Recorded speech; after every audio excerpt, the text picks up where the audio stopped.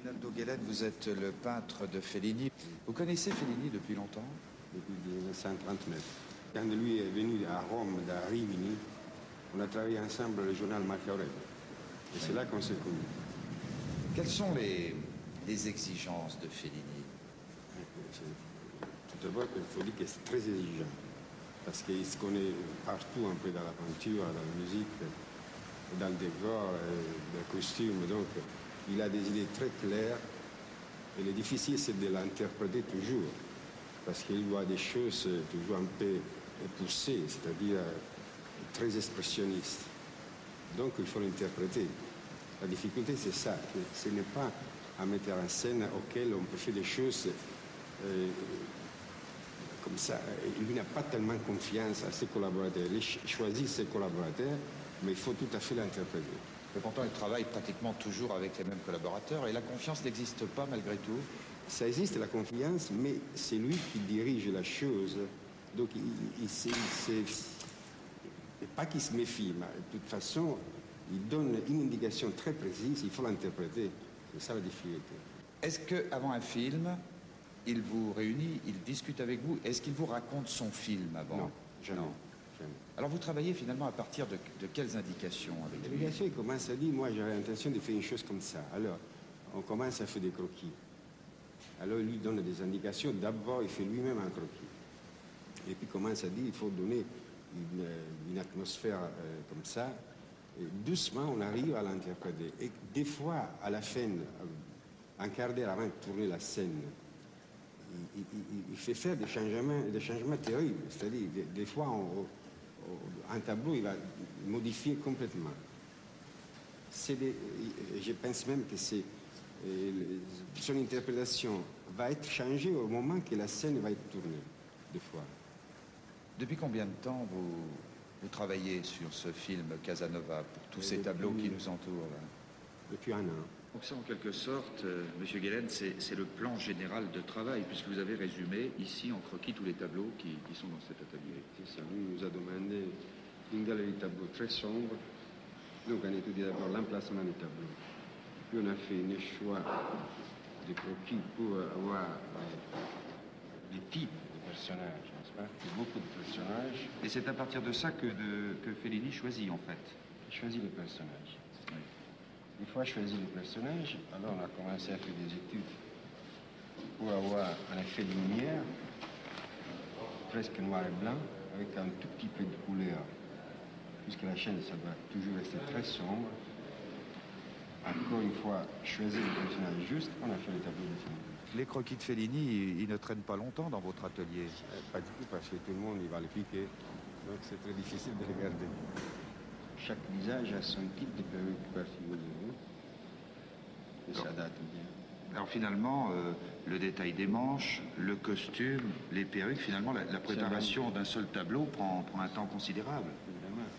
D'après des petits détails qu'on arrive à ensemble.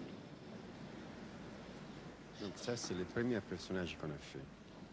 Une fois qu'on a vu l'approbation du premier personnage, on a fait les autres, suivant, pas tout à fait le style, mais l'expression de celui-là.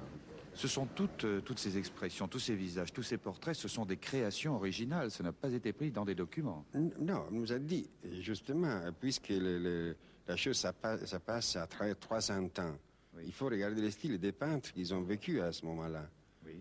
Et donc, on a choisi une documentation vague, mais pour voir les styles différents. C'est ça. Où est venu le goût du dessin pour Fellini? Vous avez dessiné ensemble, d'ailleurs, pendant une certaine période, non? Oui, quand on était très jeunes, on a fait des caricatures dans les cafés, dans les restaurants. On vivait comme ça au début. Et qui vendait le plus de caricatures? Ben moi, parce que je faisais des choses très jolies, très douces, tandis que lui faisait des choses très poussées, très rassemblantes, mais très méchantes. Alors là, c'était très difficile de les vendre. Toutes ces figurines s'intercalent de quelle façon dans le film? Et ça se sont placés dans le théâtre de Dresde, hein, dans les palques, mélangés avec des personnages vrais. Mais alors, ce qu'il y a de très très frappant, c'est l'expression de ces personnages. Vous avez fait ces expressions à partir des croquis de Fellini. Il voulait ces expressions-là? Pas tout à fait des croquis. C'est lui qui nous a expliqué les types qu'il voulait mélanger avec d'autres personnages qu'il a choisis. Puisque ça, ce sera une trentaine, n'est-ce pas? Alors, mélangé, ça te donne une impression de types particuliers.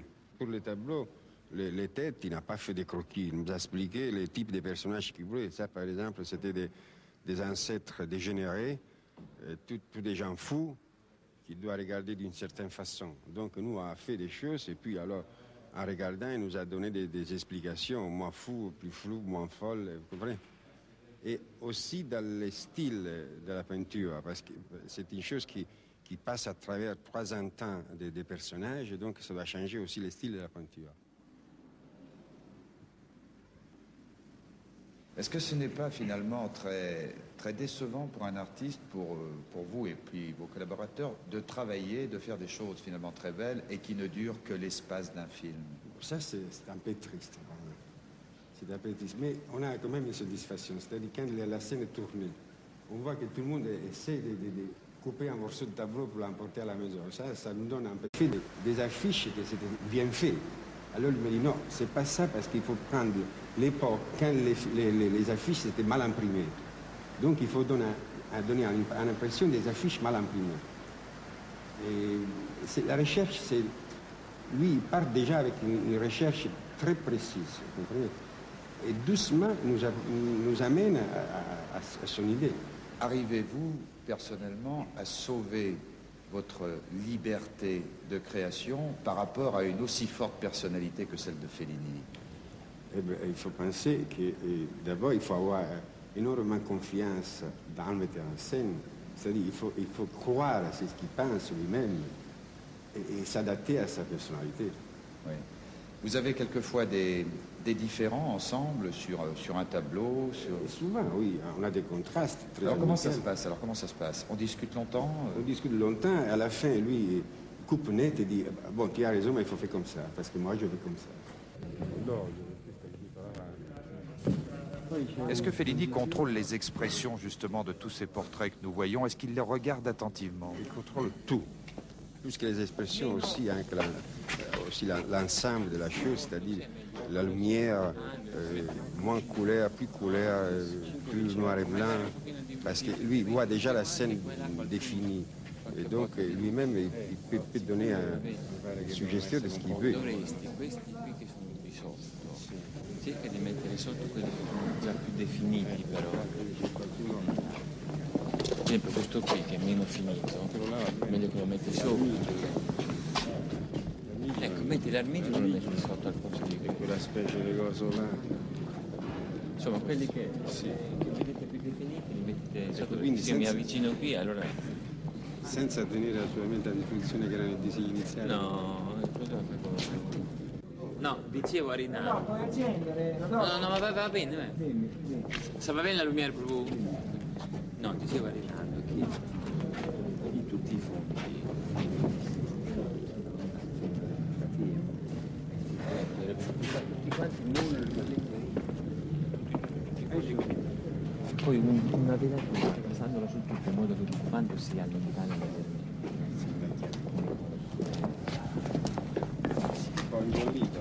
Sì.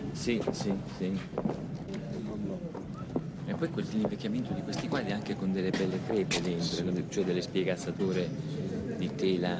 Anche qualche un po' macchiato. Sì, specialmente questo colpo di luce così netto, sembra un pezzo di carta appiccicato di su. Meno netto. Beh sì, meno netto con delle profondità, sono Monsieur Fellini, est-ce que je peux vous poser Oui, mais en italien, parce que je parle très mal le français. Je vous la pose en français, vous répondez en italien. Ah, oui. Vous disiez que vous étiez prisonnier de ce film, mais je vous ai regardé tourner, vous semblez heureux. Est-ce que maintenant vous êtes libéré? Ma ancora no, perché lei sa benissimo che c'è ancora una bellezza di 12 settimane, quindi c'è ancora 3 mesi. Ho detto prigioniero, si è sempre prigionieri della propria fantasia, della propria immaginazione, della propria impresa. È necessario essere prigionieri nel senso di esserne posseduto e realizzarlo vuol dire liberarsene, quindi quando il film sarà finito ne sarò fuori. non sarò più prigioniero di Casanova, sarò prigioniero di un altro progetto. Vous avez eu l'impression, vous avez dit, de tomber dans un piège avec ce film? Dans un piège. Dans un piège, oui. D'être enfermé. Ma lei non si deve fidare di quello che io dico nelle interviste, perché molte volte lo faccio per compiacere gli amici giornalisti. Poi un film è fatto di tanti momenti, ci sono le interviste dell'inizio, ci sono le interviste della preparazione, ci sono le interviste durante le riprese, ci sono le interviste alla fine del film. Non mi sento di essere fedele a quello che dico all'inizio di un film e di essere coerente e ripeterlo alla fine. Io dico poi tante cose così, anche un po' per il piacere di chiacchierare, un po' per inventarmi il film in qualche modo, per metterlo a fuoco, per ripropormerlo, per avere un rapporto così dialettico, vivace con il film, per vederlo sempre come un po' come uno sconosciuto, un po' come una persona con cui fare amicizia, avere un rapporto, insomma, un rapporto con qualcosa di vivente e quindi anche di imprevedibile. Ce qu'il y a de Ma questa è un'intervista però. Allora. Ce qu'il y a de très étonnant, quand on regarde tous les gens qui travaillent avec vous, c'est que tous travaillent avec une passion... Pardon. Tous travaillent avec une passion extraordinaire. Comment vous choisissez vos collaborateurs? Ma non c'è un sistema, ogni film ha delle esigenze particolari, è il film che suggerisce, detta, condiziona. Non mi riconosco dei sistemi. Quando mi domandano qual è il mio sistema di lavoro, io posso avere dei tic, delle abitudini, delle superstizioni, ma che cambiano di volta in volta. Quindi scelgo i collaboratori che ritengo più opportuni. Ma poi i miei collaboratori sono sempre gli stessi, sia nella sceneggiatura che come scenografi e costumisti. È un'equipe così basata su un sentimento di amicizia, di stima, di sentimento di gioco. Adesso devo andare a lavorare. La saluto, tanti auguri. Une dernière question, c'est la dernière. Vous avez dit, quand un journaliste pose une question à un metteur en scène quand il tourne, il ne devrait poser qu'une seule question. Comment allez-vous? Alors je vous demande, comment allez-vous, Monsieur Fellini? Très bien. Au revoir. Merci. Arrivederci.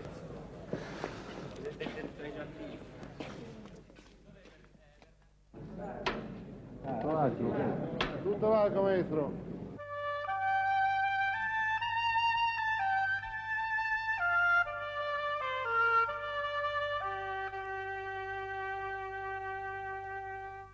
C'était une des premières scènes du film, la taverne de Londres.